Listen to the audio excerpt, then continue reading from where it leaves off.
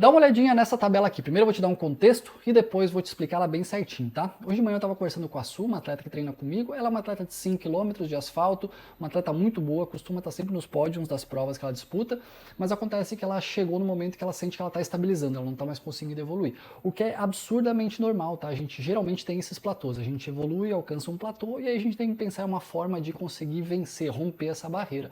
E ela chegou nesse momento. Então a gente estava ali conversando e eu falei para ela, olha, eu lembro de um estudo onde os caras melhoraram o tempo de 5 km de atletas muito bons. Eu vou pegar aquele estudo para a gente tentar aplicar isso no seu treinamento. E eu cheguei nesse estudo e é exatamente isso que eu estou te mostrando agora. Essa tabela é de um estudo sobre treinamento de força, então eles incluíram treino de força e viram que melhorou o tempo de 5 km dos atletas, mas não é sobre isso que eu quero falar. Eu quero que você dê uma olhadinha exatamente no treinamento desses caras. São atletas que faziam 5 km mais ou menos aí na casa dos 15, 16 km.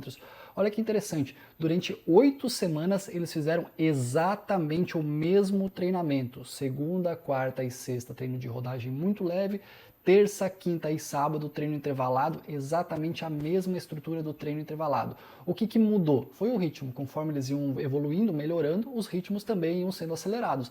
Agora, a estrutura do treinamento é exatamente a mesma. E é exatamente isso que eu quero te mostrar. Quando você repete treino, tem duas coisas muito legais que acontecem. A primeira delas é que você consegue ter mais controle sobre o treino, você consegue entender como o seu corpo se comporta naquele ritmo específico e também naquele tempo em exposição. Isso é muito importante para que você realmente esteja no controle daquele treino e possa entregar realmente o seu melhor.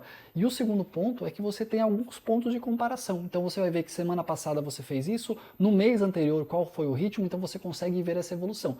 Claro, você não precisa ficar repetindo o mesmo treino por tanto tempo como eles fizeram, 8 semanas, exatamente o mesmo treino 3 vezes por semana. Você pode ter variações, mas você não pode pensar que, pô, não vou repetir o treino porque eu já fiz esse treino, então ele não é mais eficiente. É óbvio que ele vai ser eficiente. Então lembra, você mantém a estrutura, o que vai mudar é sim, é o ritmo. Ou seja, se você melhorou, se você está mais rápido, mais rápida, esse ritmo tem que ser atualizado. Mas a estrutura em si, essa pode ser mantida.